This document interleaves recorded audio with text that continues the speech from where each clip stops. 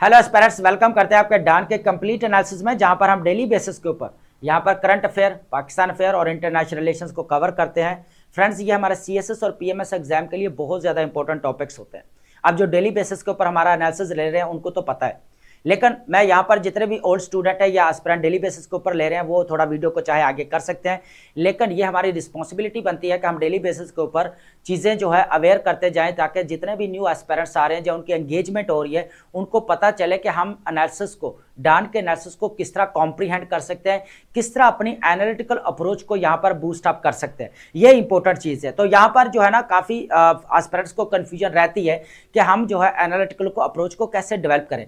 देखिए, आज कह लें कि चैट जीपीटी का दौर है, आपके पास इंटरनेट है और आपके पास मटेरियल बेतहाशा है, लेकिन आपको यह नहीं पता चल रहा कि हमारा जो मेन एग्जाम के अंदर एनालिसिस चाहिए वो कौन सा है, कौन सा हमें पॉजिटिव एनालिसिस देना है, कौन सा हमें नेगेटिव देना है, कहाँ पे और किस तरह रेफरेंस देने हैं, किस तरह एग्जाम्पल्स देनी है। ठीक है, सेम टाइम तो ये भी होता है कि जो हमें जरूरत ही नहीं होती वो भी चीजें ऐड करके आते हैं, जिसकी वजह से भी नेगेटिव इंपैक्ट पड़ता है।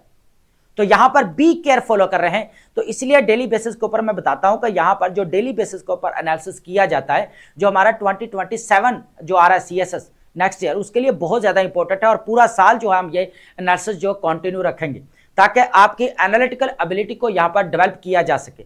अब जितने भी न्यू एस्पिरेंट्स आ रहे हैं उनको बताना पड़ेगा मुझे कि आप किस तरह कॉम्प्रीहेंड कर सकते हैं, किस तरह एनालिसिस को यहाँ पर अंडरस्टैंड कर सकते हैं और अपनी एनालिटिकल एबिलिटी को बढ़ा सकते हैं। होता क्या कि जो यहाँ पर हम टॉपिक्स जो डिस्कस करते हैं, आपने क्या करना है दोस्तों कि अपनी एक नोटबुक लें, नोटबुक के अंदर जो टॉपिक वाइज जो है अपने बना लें, यहाँ पर उनको सेग्रीगेट कर लें। ठीक है, सेग्रीगेट करने के बाद जो हम यहाँ पर डेली बेसिस के ऊपर डिस्कस करते हैं टॉपिक्स, फॉर एग्जाम्पल आप वहाँ पे पेज के ऊपर लिखे क्लाइमेट चेंज। अगर यहाँ पर हम क्लाइमेट चेंज के रिलेटेड अगर कोई टॉपिक डिस्कस कर रहे हैं, कोई इंपॉर्टेंट स्टेटमेंट है, तो वो आप ऐड करते जाएं, साथ में डेट लाजमी डालते जाएं, ताकि अगर आप 4 मंथ के बाद, अगर 4 मंथ के बाद या 5 मंथ के बाद अगर आप भूल जाते हैं, चीजें ब्लर हो जाती हैं, फिर आप ओवरव्यू ले सकते हैं कि वीडियो का, ताकि आपको चीजें क्लियर हो जाए कि हाँ हमने ये चीजें पढ़ी थी, अब क्लियर है।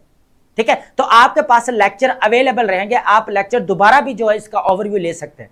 तो जो भी आप टॉपिक लिखें, इकोनॉमी का टॉपिक है, हम इधर डिस्कशन कर रहे हैं, तो आप इकोनॉमी के रिलेटेड यहाँ पर अपनी चीजें ऐड करते जाएं। ठीक है, इकोनॉमी के रिलेटेड जितने भी स्टैट्स हैं, आपके फैक्ट एंड फिगर्स हैं, वो आप ऐड करते जाएं। ठीक है, तो वो आपका क्या रहेगा कि एक तो आपका पूरा साल का जो 2026 का है, वो पूरा साल का एक तो स्टैट्स, फैक्ट एंड फिगर आपके पास रहेंगे, आपकी अपनी बुक बन जाएगी और आपको पता होगा कि हमने कौन सी चीजें यहाँ पर पढ़ी हैं। ठीक है, ब्लर होती भी है तो आपको पता है, लेक्चर अवेलेबल है, हम जाके अपना ओवरव्यू लेंगे और हमारा फिर जो है चीजें सारी रिवाइज हो जाएंगी, है ना। तो आप जो जितने भी न्यू स्टूडेंट्स आ रहे हैं, जितने भी एस्पिरेंट एंगेजमेंट हो रही है हमारे साथ या अटैचमेंट हो रही है, तो वो अपने टॉपिक्स सबसे पहले सेग्रीगेट करें, अलग अलग पेजेस के ऊपर टॉपिक वाइज आपके पेजेस बनाएं, ताकि आप इधर डेली बेसिस के ऊपर जो डिस्कशन हो रही है आप इजीली कॉम्प्रीहेंड कर सकते हैं कि ये हमारा इकोनॉमी के रिलेटेड टॉपिक है, ये हमारा क्लाइमेट के रिलेटेड है, ये एजुकेशन के रिलेटेड है, और ये चीजें मैं डेली बेसिस के ऊपर बताता हूँ। देखिए, हमने पॉजिटिव वे से लेकर चलना है चीज़ों को, क्योंकि जितने भी न्यू एस्पिरेंट्स आ रहे हैं, हमारी रिस्पॉन्सिबिलिटी बनती है कि उनके भी एनालिटिकल एबिलिटी को जो है यहाँ पर डेवलप किया जाए, जो बहुत ज़्यादा मैटर करती है फ्रेंड्स। तो इस वजह से आज देखें कि आज रेशियो भी तो 300 या 400 है, हालांकि इतना मटेरियल होने के बावजूद, इतनी एक्सेस होने के बावजूद क्यों यहाँ पर ये जो है वो कह ले कि पासिंग रेशियो कम है। यहाँ पर 300 या 400 एस्पिरेंट पास हो रहा है ना, 10 to 15,000 अगर बच्चा पेपर दे रहा है तो यही मेन चीजें हैं जो यहाँ पर हम डिस्कस करते हैं। ठीक है, उसके साथ हम वोकैब को भी कवर करते हैं। तो बहुत टाइम ले लिया, आप चलते हैं अपने लेक्चर की तरफ। ठीक है, आज जो हमारा लेक्चर रहेगा, लेक्चर को स्टार्ट करने से पहले, ओपिनियंस या एडिटोरियल्स आर्टिकल्स को स्टार्ट करने से पहले मैं यहाँ पर कुछ चीजें ऐड करना चाहूंगा, और यहाँ पर जो हम डिस्कशन में लेकर आएंगे, जॉन कैंडी की जो एक स्टेटमेंट है वो बहुत ज्यादा इंपॉर्टेंट है, और पूरी जो एक स्टेटमेंट है वो हमारे जितने भी टॉपिक्स है वो सारे कवर होने वाले। बात करने वाले पॉलिसी के रिलेटेड। जॉन कैंडी कहते हैं कि domestic policy can only defeat us but foreign policy can kill अस।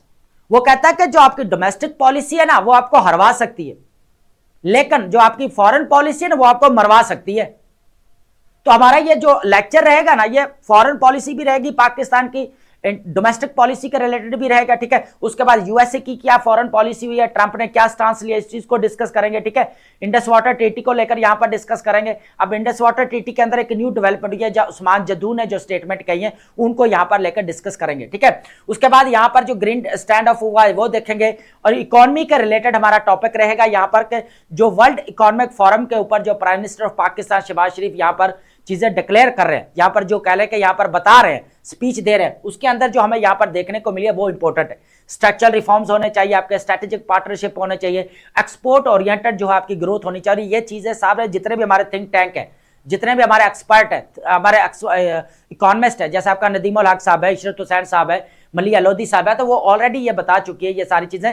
तो हम यहां पर जो है चीजों को ऐड करते जाएं। और बोर्ड ऑफ पीस बोपी के ऊपर पाकिस्तान का क्या स्टांस है फॉरेन पॉलिसी को लेकर, इशरत हुसैन साहब के हमारे पास ओपिनियन रहेगी फर्स्ट, ठीक है। स्टेट ओन्ड एंटरप्राइजेस के ऊपर है जो प्राइवेटाइजेशन का मसला है, और ये प्राइवेटाइजेशन का इंपॉर्टेंट क्वेश्चन है हमारा, जो पाकिस्तान अफेयर या करंट अफेयर में कहीं पे भी वो दे सकता है। तो जनरल डिस्कशन मत करें, कोई न्यू चीजें ऐड करें ताकि आपके मार्क्स जो है ज्यादा हो, ठीक है।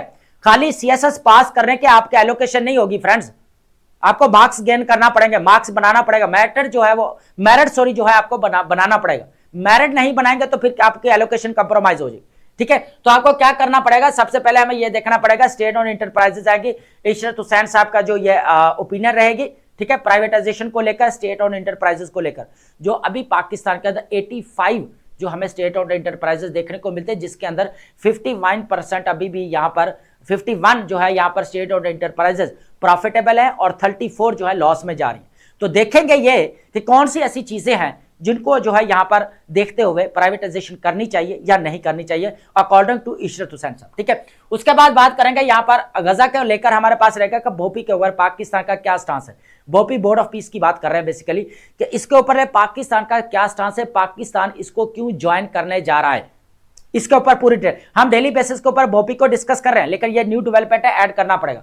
एक्सपोर्ट लीड हमें ग्रोथ की बात करें यहां पर, तो ये वर्ल्ड इकोनॉमिक फोरम के अंदर अभी प्राइम मिनिस्टर हमारे जो पाकिस्तान शहबाज शरीफ साहब भी हैं, इसाक डार साहब भी हैं, जो हमारे फॉरेन मिनिस्टर है, फाइनेंस मिनिस्टर जो है औरंगजेब साहब भी हैं, तो वहां पर है। तो ये अभी वहां पर जो है चीजें डिस्कस हुई है कि किस तरह जो है हम जो अपनी इकोनॉमी को जो है वो आगे लेकर जा सकते हैं। उसके बाद हमारे पास रहेगा दिल्ली ने जो किया यहाँ पर उस्मान जदून साहब के यहाँ पर हमें स्टेटमेंट्स देखने को मिलेंगी, जो हमारे एम्बेसडर हैं, ठीक है। उन्होंने बेसिकली यूएनओ के अंदर क्या कहा, इस चीज को डिस्कस करेंगे, ये इंपॉर्टेंट चीजें यहाँ पर, ठीक है। स्टेटमेंट लाजमी ऐड करिएगा अपने पेज के ऊपर। ग्रीनलैंड स्टैंड ऑफ की बात करें, ट्रंप डिवोर्स अल्टीमेटम, जो अल्टीमेटम यहाँ पर दिया था ट्रंप ने, यहाँ पर ये न्यू डेवलपमेंट है। यहाँ पर मैं पहले क्लियर कर दूं, हो क्या रहा है कि यहाँ पर जो ट्रंप ने अभी रिसेंटली वार्न किया था ना यूरोपियन कंट्रीज के ऊपर का मैंने टैरिफ लगाने, वो स्टेटमेंट उसने वापस ले लिए। तो अब एग्जाम के अंदर ये मत लिखिएगा कि वो टैरिफ, ये लाजमी ऐड करना है कि आपने जो है ट्रंप ने क्या क्या टैरिफ के ऊपर वार्न किया, लेकिन वर्ल्ड इकोनॉमिक फोरम के ऊपर जब उसने स्पीच दी तो ये पूरा जो उसने जो धमकी दी थी, यूज ऑफ फोर्स की बात की थी, टैरिफ की बात की थी, सारी उसने बातें वापस ले ली हैं। वो कहता है मैं ऐसा कोई कदम नहीं उठाऊंगा। तो ये ऐड करना पड़ेगा क्योंकि ये जनवरी का है। वर्ल्ड इकोनॉमिक फोरम मीटिंग आपकी बहुत ज्यादा इंपॉर्टेंट है 2026 के एग्जाम के लिए। जितने भी हमारे पास स्टूडेंट्स या एस्पिरेंट्स ले रहे हैं डेली बेसिस के ऊपर, उनको पता है ये इंपॉर्टेंट है। अब देखना होगा क्या, आप ये देखेंगे कि आप 26 वाला जो नहीं दे रहे हैं ना, जो जनवरी का यहाँ पर करंट अफेयर नहीं पता और इतनी नई डेवलपमेंट्स हुई हैं, तो देखना फिर एग्जामिनर को पता होगा कि इसको बच्चे को तो जनवरी का करंट अफेयर नहीं पता, तो इसने करंट अफेयर की प्रिपरेशन कैसे कर ली मेन एग्जाम के अंदर, क्योंकि जनवरी का करंट अफेयर बहुत ज्यादा इंपॉर्टेंट होता है आपका, ठीक है। उसके बाद हमारे पास रहेगी वोकैब की हम लिस्ट लाजमी डिस्कस करते हैं। जो हमारे डान के जितने भी हाई फ्रीक्वेंसी वर्ड्स होते हैं, जो हमारे सिनोनिम्स है, एंटोनिम्स है, उनको हम डेली बेसिस के ऊपर यहाँ पर डिस्कस करते हैं। अब ओल्ड स्टूडेंट है उनको तो पता है सारा, लेकिन नए जो आ रहे हैं एंगेजमेंट हो रही है उनको भी पता होना चाहिए, ठीक है। यहाँ पर सबसे पहले हमारे पास टॉपिक रहेगा यहाँ पर स्टेट और इंटरप्राइज को लेकर, और उसके बाद प्राइवेटाइजेशन को लेकर। यह बेसिकली ओपिनियन जो लिखी है ये इशरत हुसैन साहब ने लिखी है। अब हो क्या रहा है कि मैं पूरा इसके ऊपर बहुत ज्यादा रीडिंग तो नहीं करेंगे, लेकिन यह है कि मैं बताता जाता हूं कि बेसिकली मेन पॉइंट्स क्या है, ताकि आपको जनरल अंडरस्टैंडिंग हो जाए। बियॉन्ड द आइडियोलॉजी से हटकर, नजरिए से हटकर जो है हमें यहां पर प्रैक्टिकल और प्रैग्मेटिक मेजर्स लेने पड़ेंगे। तो यह डोमेस्टिक पॉलिसी के रिलेटेड रहेगा हमारा, जो जॉन कैंडी ने कहा, ठीक है। अब हो क्या रहा है कि framework for rational state enterprises decisions fierce debate is unfolding across Pakistan media. अब हो क्या रहा है कि पूरे पाकिस्तान के अंदर जब से पीआईए को यहां पर प्राइवेटाइज किया गया है, एक ही डिबेट चल रही है यहां पर प्राइवेटाइजेशन स्टेट ओन्ड एंटरप्राइजेस को यहां पर प्राइवेटाइजेशन करना चाहिए। ठीक है, अब देखे हो क्या रहा है कि अगर देखा जाए कमर्शियल हमें अगर देखने को मिले तो 85 हमें यहां पर कमर्शियल स्टेट ओन्ड एंटरप्राइजेस देखने को मिलती है, जिसके अंदर सेक्टर कौन कौन से है? पावर सेक्टर है आपका, ऑयल सेक्टर है, ऑयल एंड गैस है, ट्रांसपोर्ट है, मैन्युफैक्चरिंग है, फाइनेंस है एंड ट्रेड सेक्टर्स है। 85 बनते हैं, जिनमें से 55 यहां पर प्रॉफिटेबल है। ठीक है, 51 आपके प्रॉफिटेबल है और 34 जो है यहां पर लॉस मेकिंग आपके एंटरप्राइजेस हैं। ठीक है, अब क्वेश्चन ये उठते हैं, दो क्वेश्चन यहां पर डील करेंगे कि दो क्वेश्चन ये है कि ये फ्रेमवर्क बेसिकली जो असेसमेंट के लिए है कि स्टेट ऑन इंटरप्राइजेस के कि इनको करना भी चाहिए या नहीं करना चाहिए, है ना, ये चीज देखने वाले। अब हो क्या रहा है कि जो हमारी पब्लिक पॉलिसी जो फ्रेमवर्क है वो हमारे कॉन्स्टिट्यूशन ऑफ पाकिस्तान का जो आर्टिकल नंबर 3 है वो डील करते हैं। ठीक है, अब हो क्या रहा है कि पहला क्वेश्चन रहेगा, does the activity fall with in the governments public policy framework? जो भी पब्लिक पॉलिसी फ्रेमवर्क है, जो एक्टिविटीज गवर्नमेंट यहां पर परफॉर्म करने जा रही है, क्या उससे कोई फायदा भी हो रहा है? इन शॉर्ट अगर बोला जाए तो दूसरा क्वेश्चन ये रहेगा कि क्या जो प्राइवेट सेक्टर्स जिनको यहां पर जो स्टेट ऑन इंटरप्राइजेस दी जा रही है, क्या वो अपनी एक्टिविटीज जो है वो पॉजिटिव वे से परफॉर्म कर सकते हैं? तो इन दोनों क्वेश्चन को एड्रेस करने के लिए हम वन बाय वन जो है यहां पर चीजों को डिस्कस करेंगे कि हमें स्टेट ऑन इंटरप्राइजेस को प्राइवेटाइज करना चाहिए, अगर करना चाहिए तो ऐसी कौन सी रीजंस है जिसकी बेस के ऊपर करना चाहिए, और अगर नहीं करना चाहिए तो ऐसी कौन सी रीजंस है। सबसे पहले हम ये देखेंगे कि प्राइवेटाइज क्यों नहीं करना चाहिए, इसको देखेंगे सबसे पहले। अगर ये 5 चीजें यहां पर नहीं है तो फिर तो हमें प्राइवेटाइज कर देना चाहिए स्टेट ओन्ड इंटरप्राइजेस को। ठीक है, अदरवाइज अगर ये हैं तो फिर हमें प्राइवेटाइज नहीं करना चाहिए। रेलिवेंस अगर बात की जाए पब्लिक पॉलिसी फ्रेमवर्क, आर्टिकल 3 जो कॉन्स्टिट्यूशन ऑफ पाकिस्तान 1973 का आर्टिकल 3 कॉन्स्टिट्यूशन का आर्टिकल नंबर 3 डील करता है ये बेसिकली। ठीक है, स्टेट ऑन एंटरप्राइज यहां पर पब्लिक पॉलिसी फ्रेमवर्क की बात कर। सबसे पहले अगर नेशनल फूड सिक्योरिटी, अगर स्टेट ऑन एंटरप्राइजेस आपका कह ले कि फूड सिक्योरिटी इंश्योर करवाती है और उसके साथ रिलेटेड है, तो देन तो आप जो है वो प्राइवेटाइज मत करें स्टेट ऑन एंटरप्राइज को। एक पहले नंबर पर ये चीज है। ठीक है, enterprise insurance, stable food supply and agriculture support system. Second आएगा लार्ज स्केल इंफ्रास्ट्रक्चर्स। अगर तो स्टेट एंटरप्राइजेस कह ले के डेवलपमेंट और management of critical infrastructure projects beyond private sector capacity, अगर प्राइवेट सेक्टर के कैपेसिटी से परे है और बहुत ज्यादा स्ट्रांग है तो फिर भी हमें यहां पर स्टेट और इंटरप्राइजेस को प्राइवेटाइजेशन की तरफ नहीं लेकर जाना चाहिए। ठीक है, उसके बाद है national defence and security, activities directly connected to protect and sovereignty and national security interest. जो नेशनल सिक्योरिटी इंटरेस्ट के रिलेटेड स्टेट और इंटरप्राइजेस हैं उनको यहां पर जो है प्राइवेटाइज नहीं करना चाहिए। ठीक है, उसके बाद है 4th नंबर पर है गवर्नमेंट टू गवर्नमेंट एग्रीमेंट्स की अरेंजमेंट्स की बात की जाए। अब वो भी है यहां पर स्टेट एंटरप्राइजेस जो यहां पर गवर्नमेंट से गवर्नमेंट एक दूसरे के साथ कनेक्टेड है। ठीक है, एग्रीमेंट्स है, बायलैटरल एग्रीमेंट्स है, तो उनको भी यहां पर प्राइवेटाइज नहीं करना चाहिए। उसके बाद है critical economic interest, goods and services को सामने रखते हुए अगर हमारी कोई स्टेट और इंटरप्राइजेस अच्छा परफॉर्म कर रही है तो फिर भी हमें यहां पर प्राइवेटाइजेशन की तरफ नहीं लेकर जाना चाहिए स्टेट और इंटरप्राइजेस को। ये फर्स्ट हमारे पास 5 पॉइंट्स हैं। अब क्वेश्चन सेकंड को यहां पर डील करते हैं। हमारे पास रहेगा मार्केट फेलियर कंसीडरेशन। इसका मैं ओवरव्यू देना चाहूंगा, पहले हेडिंग बता दूं, नेचुरल मोनोपोली असेसमेंट। अब होता है क्या कि जिसको आप दे रहे हो, जो प्राइवेटाइज कर रहे हो, क्या उसके पास ये मोनोपोली के जो कह ले कि एक है नेचुरल मोनोपोली उसके पास नजर आती है कि वो इसको परफॉर्म कर पाए, कोई अच्छा कह ले कि इसके अंदर जो चीजें भी है इसके अंदर डेवलप कर पाए या स्टेट और इंटरप्राइज को ग्रोथ की तरफ लेकर जा पाएगा। तो क्वेश्चन है देख, अगर वो लेकर जा सकता है, इफेक्टिव रेगुलेटरी फ्रेमवर्क उसको पता है, वो इंश्योर करवा सकता है, तो देन तो उसको प्राइवेटाइज की तरफ जो है वो जाना चाहिए हमें, जो है वो कह ले के स्टेट और इंटरप्राइजेस को। उसके बाद पॉजिटिव एक्सटर्नलिटीज की बात की जाए तो उसको क्या जो स्टेट इंटरप्राइजेस को हम प्राइवेटाइज कर रहे हैं, क्या उसको जो है एक्सटर्नल जितने भी है अफेयर्स उनको यहाँ उसका एक्सपीरियंस है, क्या वो डील कर सकता है चीजों को। तो ये इंपॉर्टेंट चीज है यहां पर, significant positive externalities that render it insufficiently profitable for private sector undertaking. ठीक है, तो ये चीज हमें यहां पर देखनी पड़ेगी। उसके बाद है ऑल्टरनेटिव मैकेनिज्म की बात करें, और the alternative delivery mechanism, public private partnership, concessions, regulatory approaches to achieve same objectives. क्या ये देने के बावजूद भी यहां पर कोई हमें पॉजिटिव जो है रिजल्ट्स मिल रहे हैं? अगर मिल रहे हैं तो फिर हमें यहां पर प्राइवेटाइज की तरफ जाना चाहिए, ये सेकंड क्वेश्चन। ठीक है, अब बात करेंगे यहां पर लेसन्स फ्रॉम पाकिस्तान प्राइवेटाइजेशन, जो हमें सबक हासिल करना चाहिए जो हमने यहां पर स्टेट ओन्ड इंटरप्राइजेस को यहां पर जो है वो प्राइवेटाइज किया। सबसे पहले अगर देखें बैंक को जब नेशनलाइज किया गया है ना, ट्रांसफॉर्मेशन हुई यहां पर नेशनलाइजेशन की, तो 2003 से पहले अगर देखा जाए तो गवर्नमेंट को 46 बिलियन रुपीस यहां पर देना पड़े थे। किस वजह से? यहां पर जी लॉस मेकिंग की वजह से बैंक को देना पड़े थे। ठीक है, उसके बाद 25% हिस्टोरिकल अगर देखा जाए ना, non performing loans before privatisation reflected systemic weakness. अगर प्राइवेटाइजेशन से पहले देखा जाए तो हमें 25% अगर यहां पर नॉन परफॉर्मिंग यहां पर लोन्स देखने को मिले थे फ्रेंड्स। ठीक है, लेकिन जब इनको यहां पर प्राइवेटाइज किया गया उसमें से बैंकिंग, तो हमें उन्होंने कितना यहां पर कंट्रीब्यूट किया यहां पर टैक्स को? 1.6 ट्रिलियन रुपीस यहां पर जो है उन्होंने यहां पर कंट्रीब्यूट किया। और वो कौन से बैंक है? यहां पर हमारे पास यूबीएल है, एचबीएल है, यूबीएल है, एचबीएल है, उसके बाद हमारा एमसीबी है, एबीएल है। 2004 से 1.4 ट्रिलियन रुपीस यहां पर ऐड कर चुके हैं टैक्स में। ये प्राइवेटाइज करने के बाद की बात है। ठीक है, तो ये इशरत हुसैन साहब का यहां पर पूरा एनालिसिस रहेगा। 7% हमें यहां पर जो है वो यहां पर गिरता हुआ नजर आया, और ये भी एक अच्छी चीज है यहां पर नजर आई।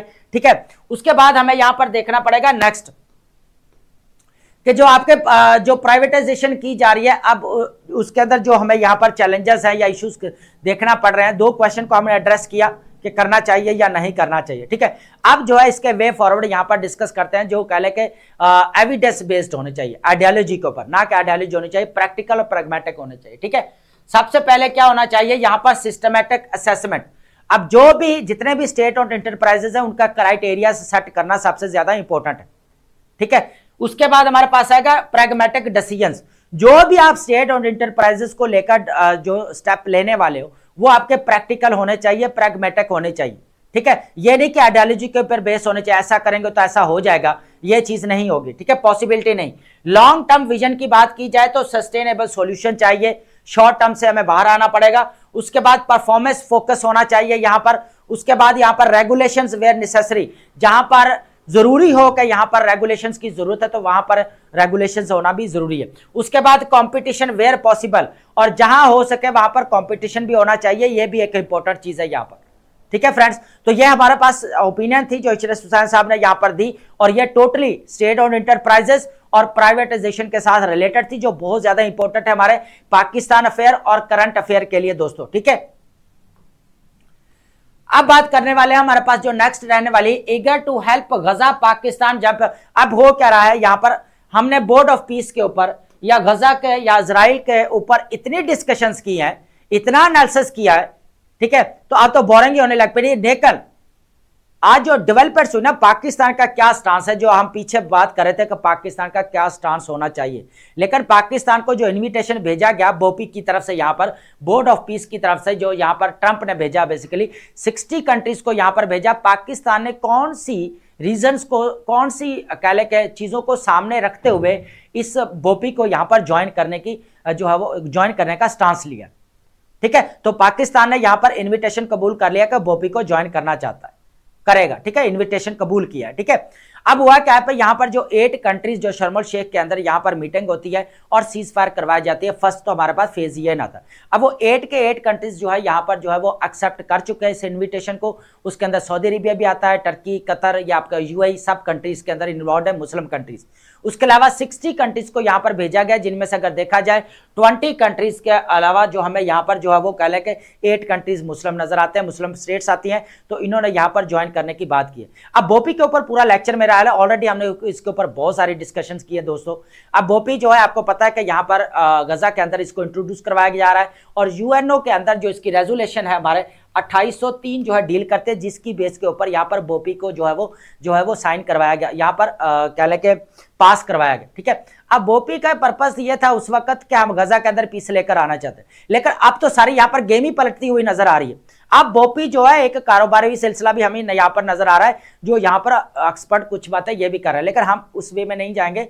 हम यहाँ पर ये डिस्कस करने वाले हैं, फ्यूचर में जब आएंगी तो खुद ब खुद सामने आ जाएंगी।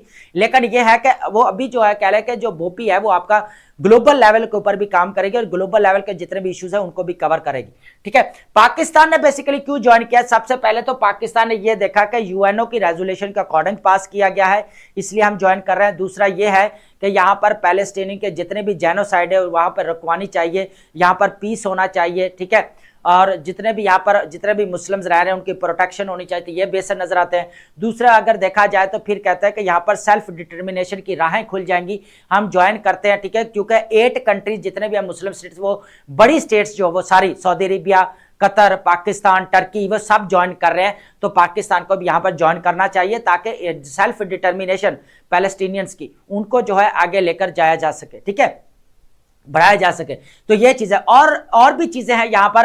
अगर ग्लोबल लेवल के ऊपर बात आती है, यहाँ पर बोपी अगर चीजों को डील करता है तो पाकिस्तान को भी यहाँ पर रीजनल लेवल के ऊपर कश्मीर इशू को, या हमारे यहाँ पर देख ले अफगानिस्तान के इशू चल रहा है, तो इस तरह के इशू को भी यहाँ पर डिस्कस किया जा सकता है। तो ये भी हमें यहाँ पर चीजें देखने को मिलती है। तो ये पूरा ओवरव्यू जो है इसका ये रहेगा। ठीक है, अब बात करेंगे, हमारे पास आएगा एक्सपोर्ट लीड। यहां पर ग्रोथ की बात कर रहे हैं, जो वर्ल्ड इकोनॉमिक फोरम की यहां पर हमें स्विट्जरलैंड के अंदर अभी मीटिंग चल रही है दोस्तों।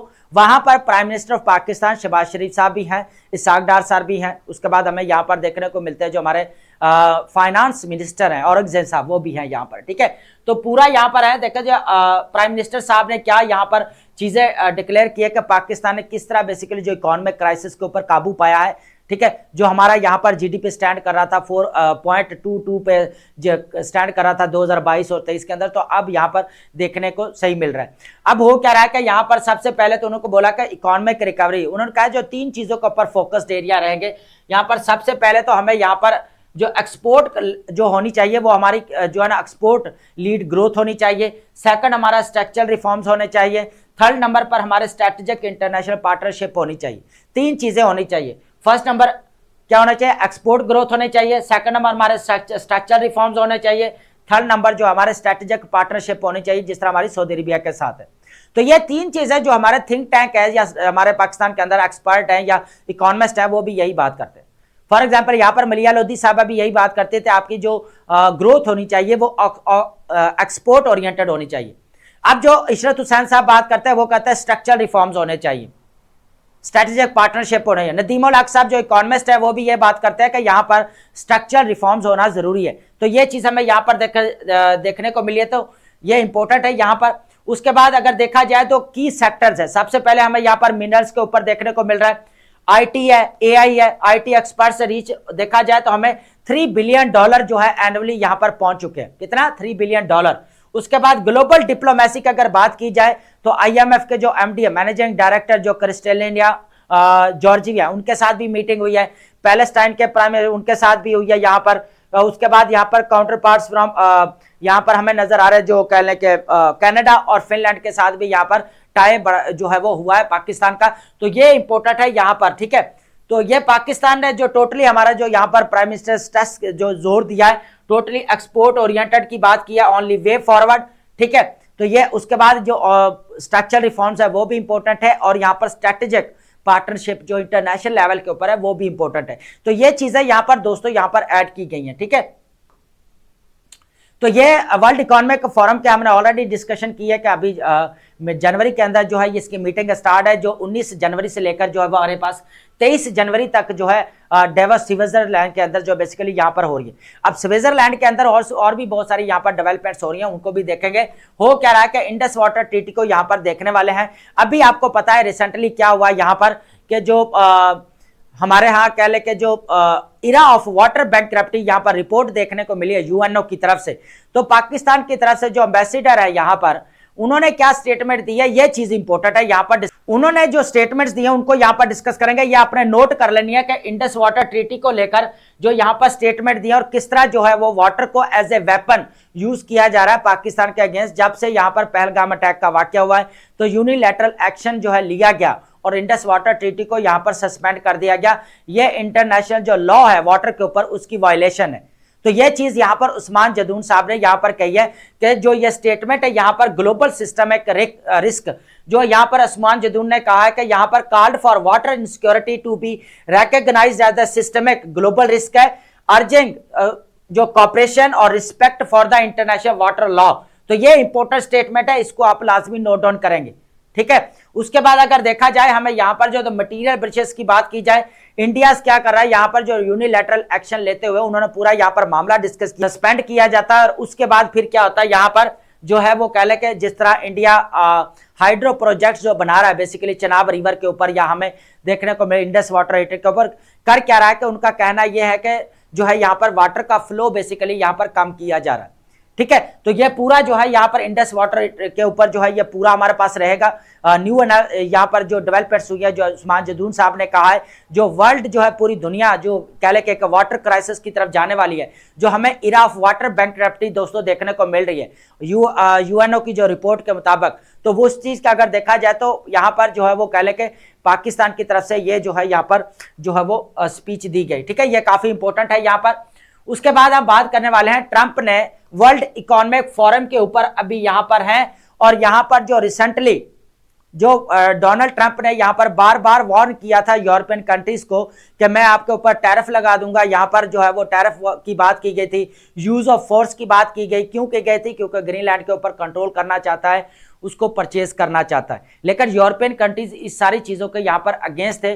तो यहां पर क्या होता है फिर कि अभी वर्ल्ड इकोनॉमिक फोरम के ऊपर बेसिकली ट्रंप ने क्लियर कर दिया कि वो जितने भी यूज ऑफ पावर है, फोर्स है, या टैरिफ की जो भी बात की है, वो सारी जो है चीजें यहां पर वापस लेते हैं और नेक्स्ट ऐसा कोई कदम नहीं उठाएंगे। बल्कि क्या हुआ है कि 27 यूरोपियन कंट्रीज और ट्रंप के दरमियान में यहां पर जो है ग्रीनलैंड को लेकर कुछ यहां पर निगोशिएशंस हुए हैं, लेकिन वो निगोशिएशंस अभी क्लियर नहीं है। तो ये चीज यहां तक उनकी स्टेटमेंट आई है। और डेनमार्क के साथ वो चाहते हैं कि यहां पर जो हमारे साथ यहां पर कोलैबोरेशन हो, पार्टनरशिप हो यहां पर, ठीक है। और ग्रीनलैंड को बेसिकली हम इसलिए यहां पर कंट्रोल करना चाहते हैं क्योंकि यहां पर रशिया और चाइना की तरफ से जो आर्किटेक्ट के अंदर हमें यहां पर डिस्प्यूट देखने को मिल रहा है, जिस तरह राइवलरी देखने को मिल रही है, तो वो हमारे लिए इंपॉर्टेंट है कहीं ग्रीनलैंड के ऊपर जो है वो कंट्रोल ना हासिल कर लें या इन्फ्लुएंस ना आ जाए उनका।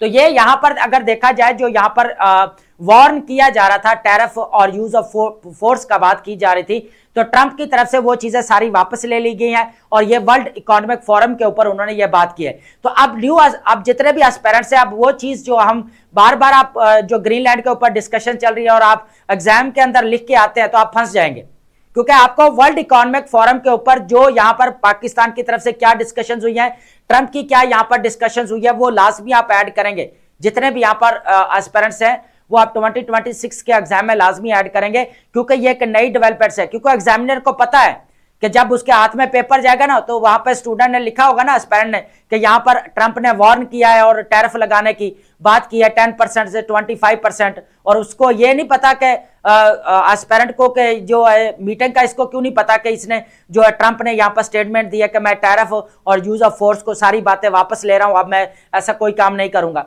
तो अगर ये नहीं लिखता तो एग्जामिनर को पता होगा कि इसको जनवरी का जो यहां पर करंट अफेयर का नहीं पता। दैट्स इट, बस। अगर आप समझ रहे हैं चीजों को तो ठीक है, तो आपकी मर्जी है। यूएसए स्टांस शिफ्ट की बात की जाए, Trump announced a framework for the Greenland deal leading to waiver previously threatening tariffs against European alliance, जितने भी वापस ले रहा है, ठीक है, जितने भी टैरिफ की जो वार्न किया जा रहा था बार बार। डेनमार्क की बात करते हैं तो वो कहता है कि हम डेनमार्क को वेलकम करते हैं और हमारे साथ यहां पर स्ट्रेटेजिक पार्टनरशिप होनी चाहिए। यूरोपियन कंट्रीज की तरफ से जो यहां पर यूरोपियन यूएसए ट्रेड के ऊपर जो डील के ऊपर काम चल रहा था, उसको यहां पर रोक दिया गया। और ग्लोबल ऑर्डर की अगर बात की जाए, एंटोनियो गुटेरेस ने क्या कहा है, ये इंपॉर्टेंट स्टेटमेंट है, मैं बार बार बोल रहा हूं, ये इंपॉर्टेंट स्टेटमेंट रहेगी हमारे पास। Against leaders undermining international law, तो ट्रंप किस तरह जो है ग्रीनलैंड की अगर डिमांड कर रहा है और बार बार कंट्रोल करने की बात करता है, तो यहां पर ग्लोबल लेवल के ऊपर तो इंस्टेबिलिटी होगी, लेकिन नेटो यहां पर जो इसका फ्यूचर काफी खतरे में पड़ सकता है। तो ये चीज एंटोनियो गुटेरेस ने जो बेसिकली कही है, ठीक है। तो पूरा अगर देखा जाए वर्ल्ड इकोनॉमिक फोरम के ऊपर जो यहां पर डिस्कशंस हुई हैं, वो बहुत ज्यादा इंपॉर्टेंट डिस्कशंस है, ठीक है। अब बात करेंगे, हमारे पास इंपॉर्टेंट वर्ड्स हैं, तो हमारे पास ये रहेगा वर्ड सबसे पहले एक्सैस्परेशन। एक्सैस्परेशन का मतलब होता है इरिटेशन होना, कोई बोलता है ना कि यार इरिटेशन हो रही है, ऐसा मत करो, तो इस तरह आप बोल सकते हैं एग्जैस्परेशन। क्या बोल वर्ड है हमारे पास, एग्जैस्परेशन जो है हमारा क्या है, काफी इंपॉर्टेंट वर्ड रहेगा, ये सिनोनिम और एंटोनिम के लिए काफी इंपॉर्टेंट है। तो क्या इसका फ्रस्ट्रेशन होना, ठीक है, इरिटेशन होना, एग्जैस्परेशन का मतलब है, ठीक है। स्मल्डरिंग, स्मल्डरिंग का मतलब होता है बर्निंग स्लोली, आस्ता आस्ता धुकते रहना, ठीक है ना, आस्ता आस्ता जो होता है ना उसको बोलता है, धीमा धीमा सुलगता रहना, ठीक है।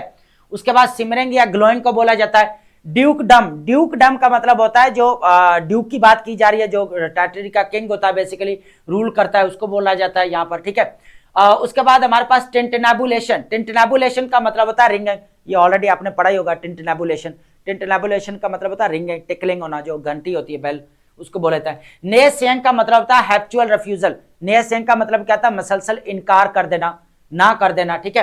तो हमारे पास डिनाइल या डिसेंट बोल सकते हैं। सरमाउंटेड इंपॉर्टेंट वर्ड रहेगा हमारे पास, एग्जैस्परेशन, स्मल्डरिंग, टिंटिनेबुलेशन, उसके बाद सरमाउंटेड, ये हमारे पास 4 इंपॉर्टेंट वर्ड है, लाजमी नोट डाउन करिएगा। ओवरकम सक्सेसफुली, ठीक है, काबू पा लेना, अबूर हासिल कर लेना, ओवरकम या कॉन्कर्ड, कब्जा कर लेना, ठीक है, काबू पा लेना। डाउज, डाउज का मतलब होता है टू एक्सटिंग्विश या शॉक, क्या करना, बुझाना या भिगो देना, ठीक है, एक्सटिंग्विश या शॉक, ठीक है। डाउज का मतलब क्या आता है, भिगो देना, ठीक है, एक्सटिंग्विश। अनटेनेबल, अनटेनेबल का मतलब होता है नॉट डिफेंसिबल, जिसका मुकाबला ना किया जा सकता हो, अनडिफेंसिबल को हम यहां पर बोल सकते हैं। ऑब्लिवियस, अब ऑब्लिवियन भी आप पढ़ते हैं, लेकिन अब हमारे पास क्या रहेगा, ऑब्लिवियस का मतलब होता है अनअवेयर, अनकॉन्शियस, ठीक है, बेखबर होना, चीजों का नहीं पता होना, अनअवेयर होना, ठीक है। टैटरिंग, टैटरिंग का मतलब होता है यहां पर, टैटरिंग का मतलब क्या होता है, अनस्टेडी, लड़खड़ाते हुए, ठीक है, हम बोल सकते हैं यहां पर लड़खड़ाना, शेकी, अनस्टेडी, ठीक है। रिप्लेनिश, रिप्लेनिश का मतलब होता है टू फिल, दोबारा फिल कर देना, दोबारा भर देना, ठीक है। लेकिन हमारे पास जो नेक्स्ट वर्ड रहेगा ये काफी इंपॉर्टेंट है, क्योंकि हमारा सीएसएस के सिनोनिम्स में ये हमारा पूछा जा चुका है। यहाँ पर लेविटेट, लेविटेट का मतलब होता है टू राइज और फ्लॉट इन एयर, हवा में जो है वो कह ले के लड़खड़ाना या उड़ना, ठीक है। उसके बाद तैरना, जैसे हवा में होता है, ठीक है। उसके बाद यहाँ पर आएगा विस्कस, विस्कस का मतलब होता है थिक और स्टिकी, विस्कस का मतलब होता है गाढ़े को बोला जाता है, चाहे आपका लिक्विड है कोई फॉर्म है ना, उसको गाढ़े को बोला जाता है। उसके बाद डाइवेस्टेड, डाइवेस्टेड का मतलब होता है स्टेप्ड ऑफ पोजेशन, महरूम कर देना, दस्तबरदार हो जाना यहाँ पर, ठीक है, डिप्राइव्ड या स्टेप्ड हो जाना, ठीक है। फॉइबल, फॉइबल का मतलब होता है कमजोर को बोला जाता है, वीक को बोला जाता है यहाँ पर, हल्का, है ना, तो वीकनेस या कर्क को बोल सकते हैं आप। स्वेलो, निगलना ऑलरेडी है। गम्पशन, गम्पशन इंपॉर्टेंट है, गम्पशन आपका एमपीटी के अंदर, सीएसएस के एमपीटी के अंदर इसका जो है यहां पर पूछा जा चुका है। गम्पशन, गम्पशन का मतलब होता है प्रैक्टिकल इंटेलिजेंस, इनिशिएटिव लेने वाला, जो क्रिटिकल हो, जो इंटेलिजेंट हो, उसको बोला जाता है, जहीन को बोल सकते हैं हम गम्पशन, ठीक है। आई होप कि आपने अंडरस्टैंड किया होगा, and thank you so much.